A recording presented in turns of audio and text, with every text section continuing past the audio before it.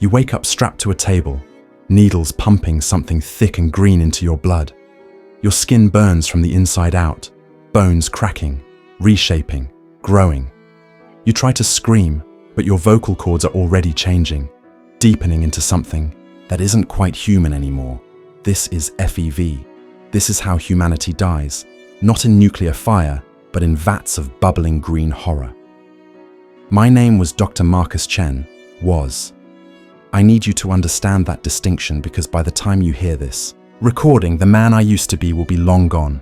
I'm leaving this holotape in Vault 87's medical bay, hidden where only someone desperate enough to come looking for answers might find it. If you're listening to this, you need to know what we did, what I helped create, what's still happening, in the depths of this vault and a dozen other facilities across what's left of America. I was there when they brought in the first test subjects, 2078. 1 year after the bombs fell, and we were still following pre-war protocols like the world hadn't ended above us. The overseer called it Continuing Vital Research for the Preservation of Humanity. We called it Project 87A. The military called it the Forced Evolutionary Virus, FEV. Let me paint you a picture of what exposure looks like, because the textbooks we had down here, the ones from West Tech, they sanitized everything, made it clinical, sterile. They didn't tell you about the screaming that goes on for days. They didn't mention how the subjects beg. First for death, then for more of the virus because their changing nervous system starts to crave it like a drug. Patient zero in our facility was a man named Timothy Walsh, 34 years old, former accountant from Bethesda. His family died in the bombs and he'd stumbled into our vault half-starved, radiation burns covering 60% of his body. We told him we could heal him. We told him he'd be helping rebuild America. God forgive us, we smiled when we said it. The transformation began within minutes of injection. You have to understand, FEV doesn't just mutate you.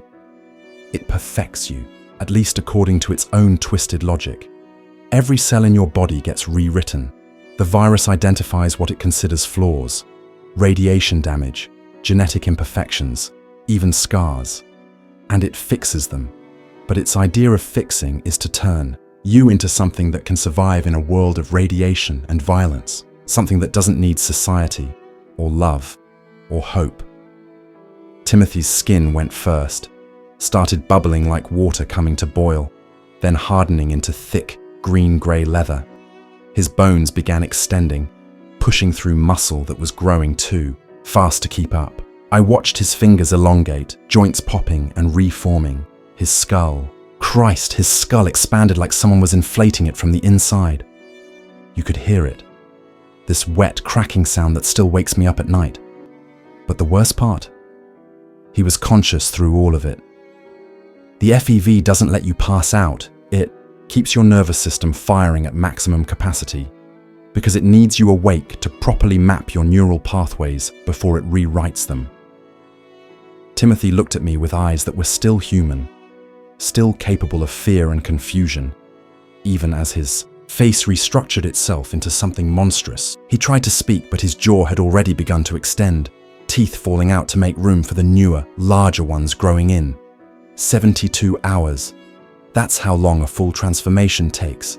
3 days of bones breaking and healing, of organs shifting position, of your brain desperately trying to hold on to who you were while the virus tells it to forget. Most subjects lose higher reasoning by hour 48. They become simplified, strong, aggressive, but with the mental capacity of a child. A very dangerous, very angry child. The pre-war military developed FEV at the Mariposa military base in California.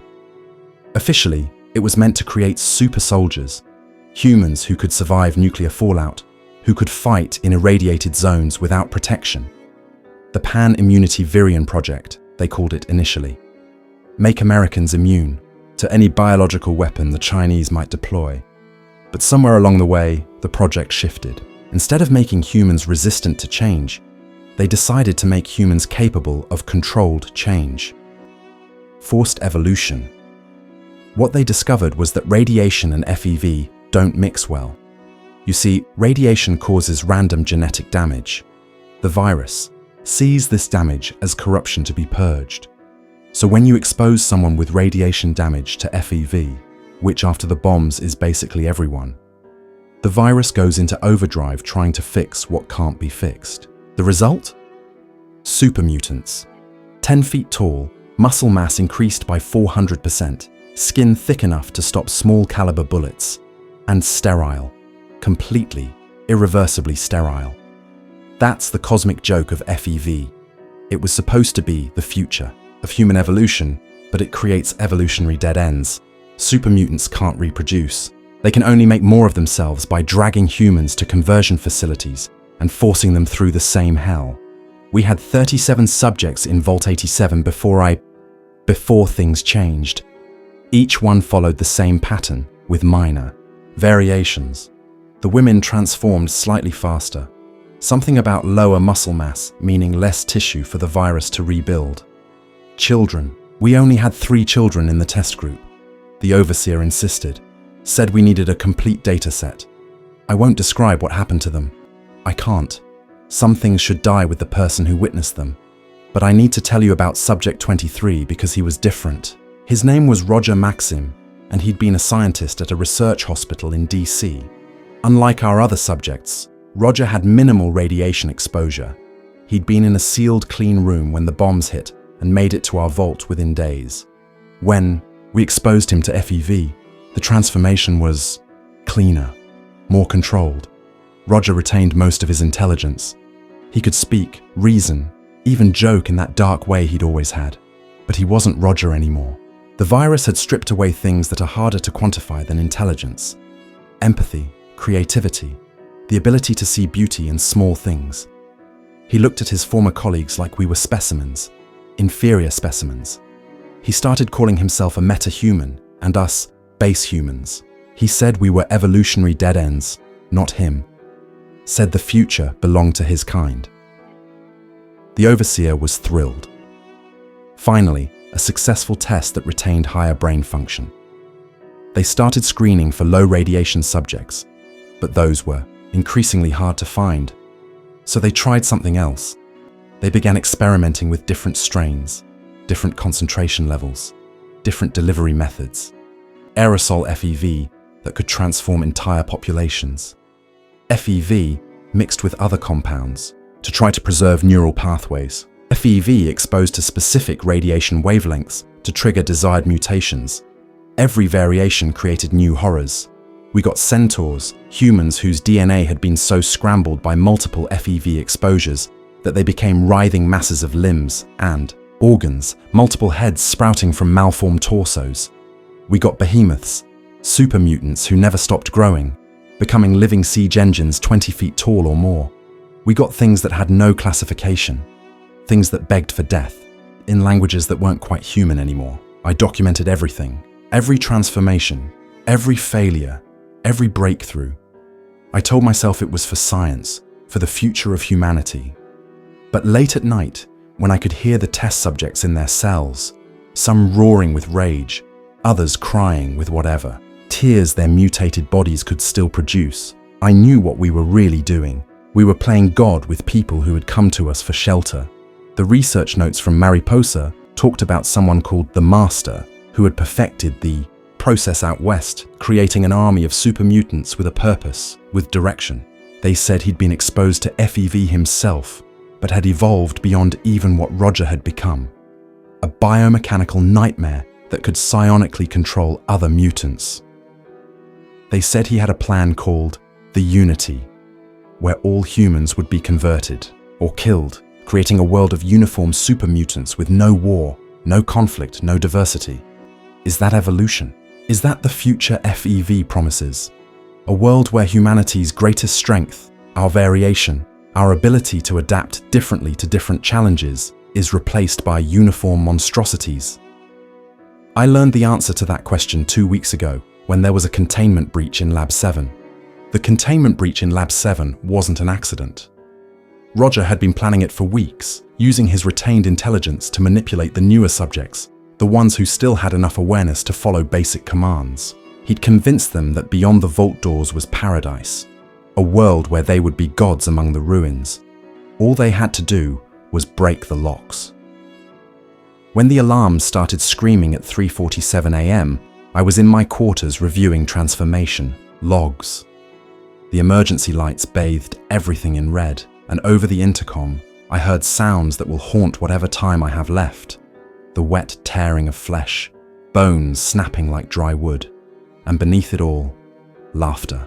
Deep, booming laughter that could only come from vocal cords stretched beyond human proportion.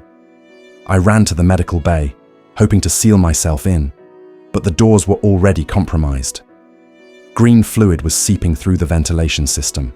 Aerosolized FEV, one of our experimental strains. The one we'd coded as FEV2, designed for rapid battlefield deployment. You breathe it in, and the transformation begins in seconds instead of hours.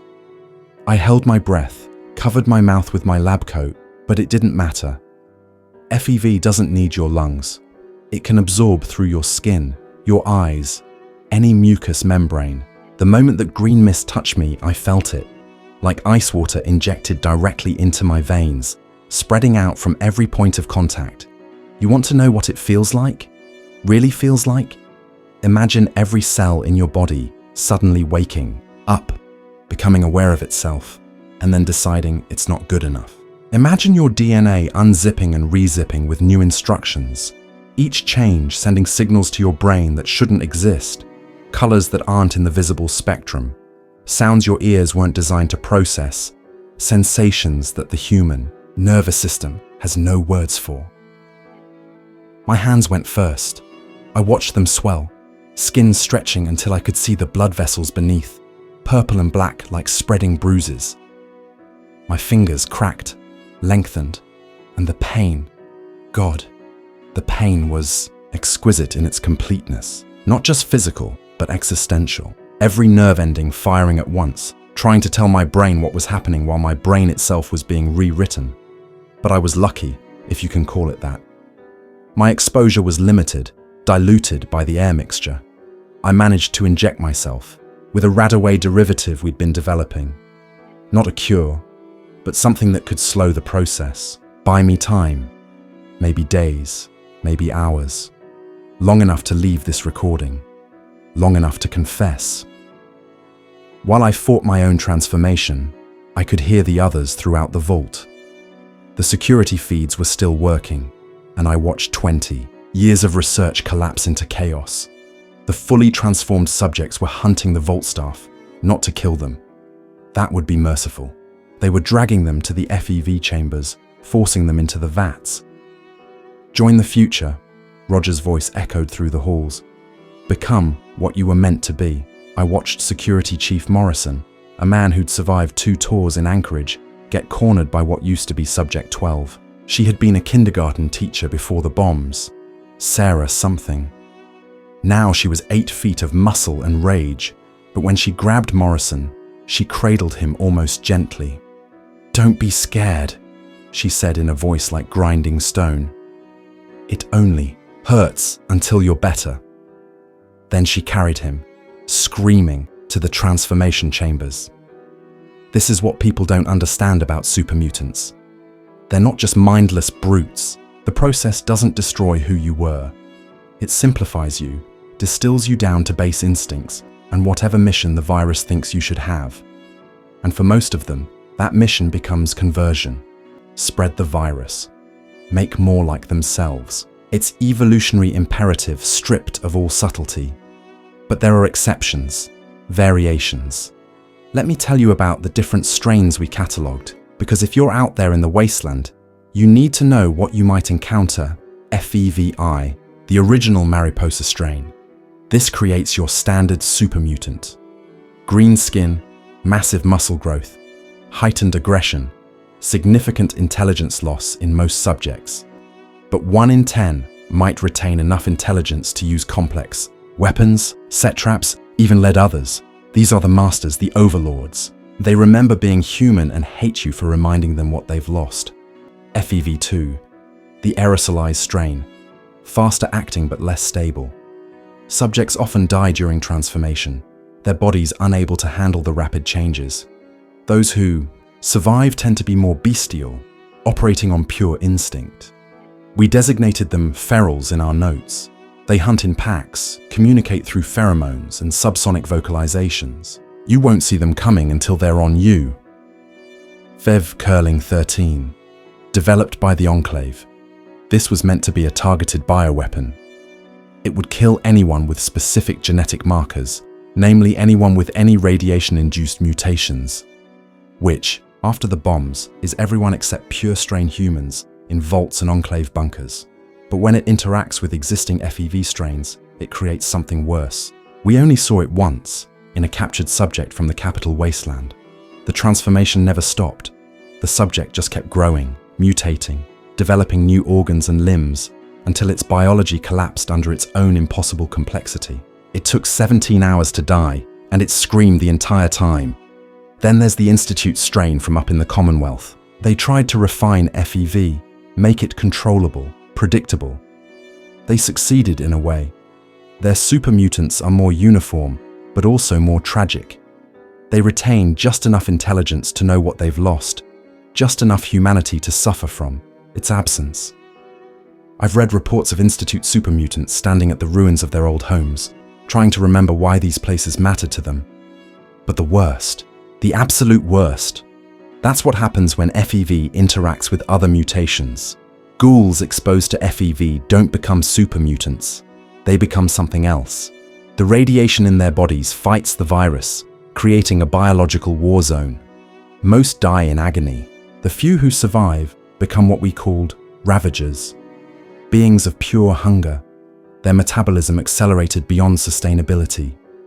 They need to eat constantly, anything organic, and they're never satisfied. Their bodies digest themselves between meals, regenerating just fast enough to keep them alive and suffering. I'm telling you this because I need you to understand. FEV isn't just one thing. It's a family of nightmares, each strain creating its own specific horror.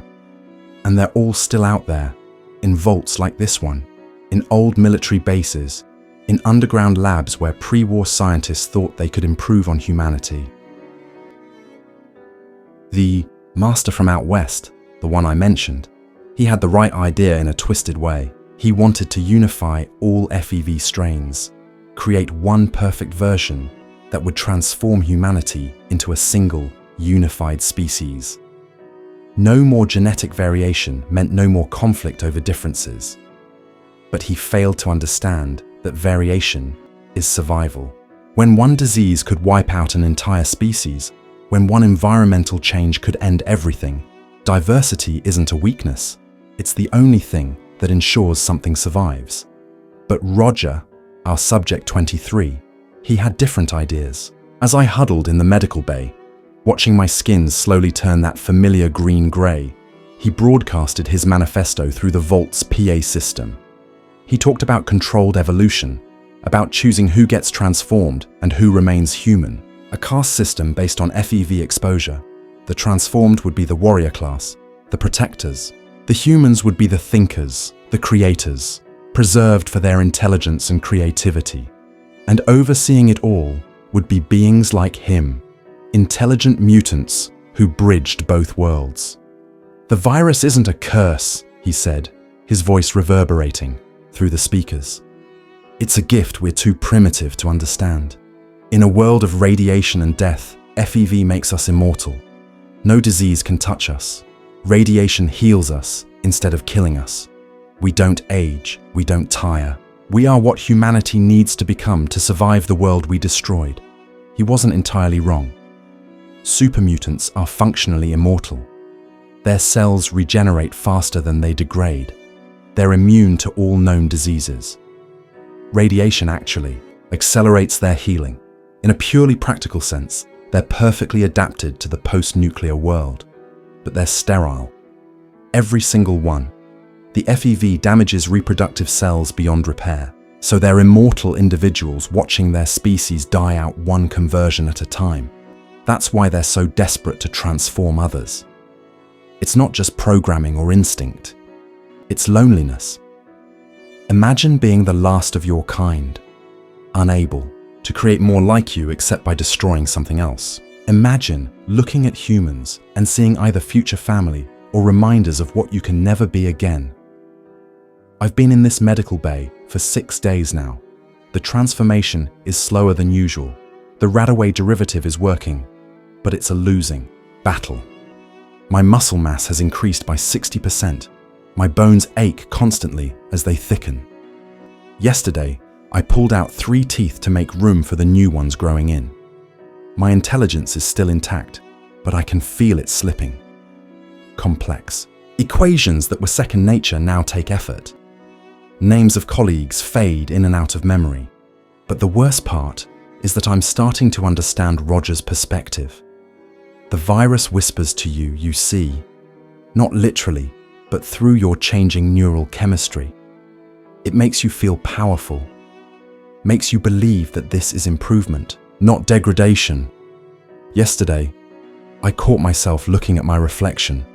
Green-tinged skin, protruding brow, muscles rippling with unnatural strength, and thinking I looked better. The overseer is dead. Roger killed him 3 days ago, but not before extracting the Vault's complete FEV database. He knows about our sister facilities, Vault 92, where they were testing sonic-based delivery systems, Vault 22, where they combined FEV with botanical research, the classified sites we only had code names for, Epsilon, Theta, Omega, each one experimenting with different strains, different applications. Roger's building an army, but not just of mindless brutes. He's selecting for intelligence, choosing subjects with minimal radiation exposure, using controlled doses to preserve higher brain function. He's creating a new species, one that can think, plan, and execute complex strategies. And the worst part of me, the part that's more virus than man now, wants to help him. I need to tell you what I did last night before the virus takes the rest of my reasoning. I opened the emergency seal on Lab 9 and released everything inside. 63 vials of experimental FEV strains, all mixing in the air, creating combinations we never tested. I can hear them reacting now, bubbling and hissing through the ventilation. Roger is screaming in rage, but it's too late. If Vault 87 is going to be a tomb, let it be a tomb that warns others. You see, I've learned something in these final days of my humanity. FEV doesn't just transform the body, it transforms the soul, if such a thing exists. Every strand of human DNA carries millions of years of evolution, of survival instincts, of social bonding that made us the dominant species. The virus overwrites all of that in 72 hours. It takes everything our ancestors died to give, us, and replaces it with something artificial, something designed in a lab by men who thought they could improve on nature. The transformation is almost complete now. My fingers are too thick to hold a pencil, so I'm recording this directly to holotape using what's left of the medical bay's equipment. My voice doesn't sound like me anymore. It's deeper, like words are being dragged up from a cavern. But I need to finish this. I need to tell you about the children. Vault 87 wasn't the only facility running these experiments. We had a partner vault, number withheld from most documentation, but I found it. Vault 75. They were testing FEV on children exclusively, believing that younger subjects would adapt better to the virus, their nervous systems more plastic, their DNA more receptive to change. The scientists there thought they could create a generation of perfect humans, enhanced but not monstrous, intelligent but controllable. They were wrong. Children transformed by FEV become something else entirely. Their growing bodies can't process the rapid changes. They become stuck in a perpetual state of transformation, never fully human, never fully mutant, constantly shifting, constantly in pain. The few who survived more than a week developed a kind of collective consciousness, connected through pheromones and electromagnetic fields generated by their mutated nervous systems. They called them the Unity Collective in the reports. These children, if you can still call them that, developed abilities we didn't understand. Telepathic communication over short distances. The ability to sense FEV in others from hundreds of yards away. Some could even influence the transformation process in newly exposed subjects, guiding it, shaping it.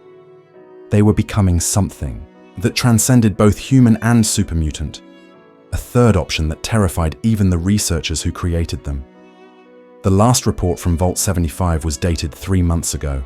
It simply said, "They're aware. God help us, they know what we did to them." But let me return to the present, to what's happening here in Vault 87. Roger's army has grown to 43 intelligent mutants. They've processed most of the vaults. Population, over 800 people transformed or killed in the attempt. The screaming has stopped now. That's how you know the transformation is complete.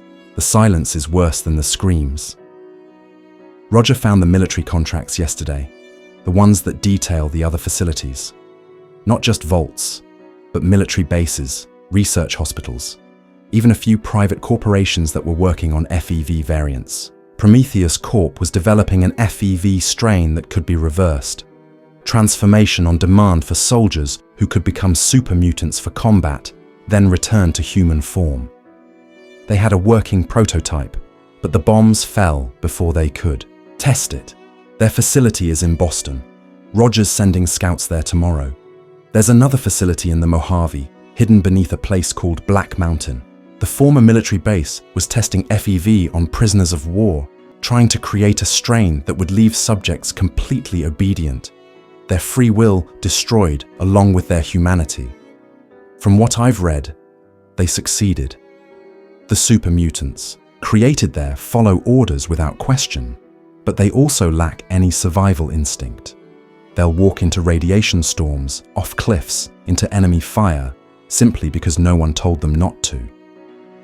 The capital wasteland, where we are now, has become the epicenter of FEV contamination on the East Coast. Between Vault 87, the experiments at the Jefferson Memorial, and whatever the Enclave has been doing at Raven Rock, the entire region is saturated with various strains. It's in the groundwater, the soil, carried on the wind. Every living thing here has trace amounts of FEV in their system. Not enough to transform, but enough to change, to twist, to evolve in ways that shouldn't be possible. Have you seen the creatures out there? The mirelurks that walk upright and use tools. The rad scorpions the size of cars. The Yao Guai that hunt with almost human intelligence. That's not just radiation.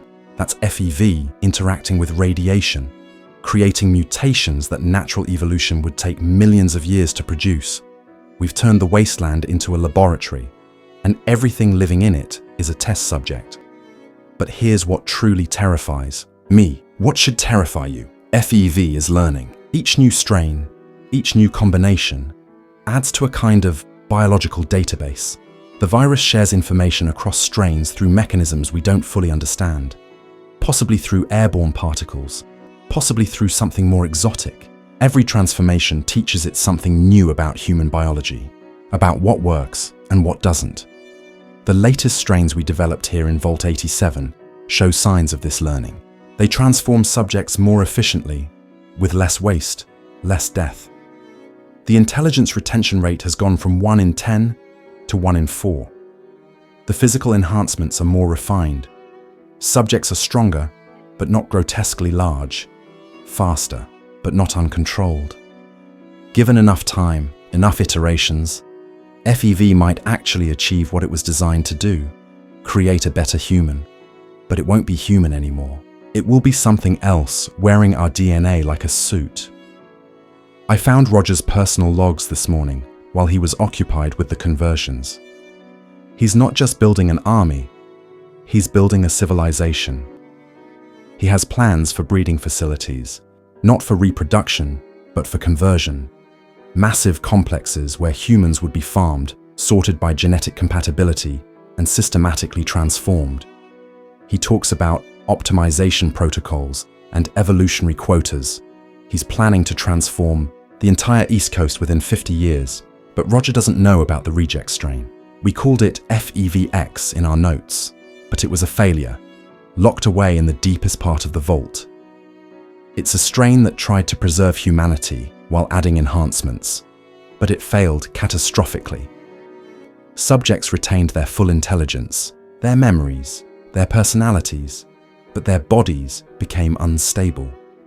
They could shift between human and mutant forms, but each shift damaged them at the cellular level. After 10 transformations, they liquefied, became puddles of conscious biomass, still alive, still aware, but unable to hold any form.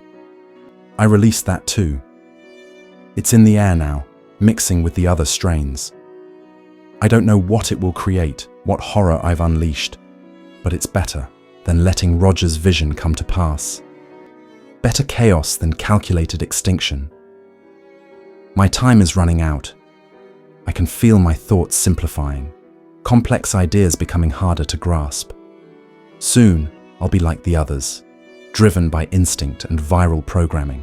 But before I go, before Marcus Chen disappears forever into whatever I'm becoming, I need you to understand the truth about FEV. It was never about evolution. Evolution is slow, natural, undirected. FEV is intelligent design at its most arrogant. Humans trying to skip ahead to the end of the story without reading the middle chapters. We wanted to create gods, and instead created monsters. We wanted to survive the apocalypse, and instead became it. The master out west had the right idea when he killed himself. He realized that FEV wasn't salvation. It was extinction with extra steps. Every super mutant is a dead end, a biological cul-de-sac. They can't breed, can't create, can only convert and destroy. They're not the future of humanity. They're its replacement. If you're listening to this, if you found this recording, you need to know that there is no cure for FEV. We looked for 20 years.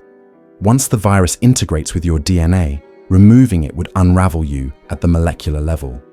The only mercy we could offer the test subjects was death, and even that was complicated. Super mutants are remarkably hard to kill, but there might be hope, not for those already transformed, but for those still human. Stay away from vaults, stay away from military facilities. Filter your water through sand and charcoal. Avoid green-tinted fog or mist. And if you see super mutants, don't engage. Don't try to reason with them. Run. They're not evil. They're not cruel by choice. They're following viral imperatives older than their own consciousness. I can hear Roger at the door now. He's brought the others. They're calling me brother, telling me to embrace what I'm becoming. Part of me wants to. The virus makes it feel like coming home, like this is what I was always meant to be. That's the last cruelty of FEV. It makes you grateful for your own destruction. My name was Dr. Marcus Chen. I was a biochemist, a researcher, a man who thought he could help rebuild the world. Instead, I helped destroy it in a way that nuclear bombs never could. The bombs killed the world, but FEV is making sure it can never heal. If humanity survives, it won't be because we evolved beyond our limitations. It will be because we accepted them, because we chose to remain small, weak, mortal, and human rather than become large, strong, immortal, and empty. The door is breaking. They're coming in. This recording will end soon, but the virus will continue. It will outlive us all, human and mutant alike. It is the only thing that truly evolved from our mistakes, our greatest creation and our final judgment. Remember my name. Remember what we did here, and remember that the strongest human trait isn't our ability to change, it's our ability to choose not to. This is Dr. Marcus Chen, Vault 87, signing off. May you find the humanity we lost.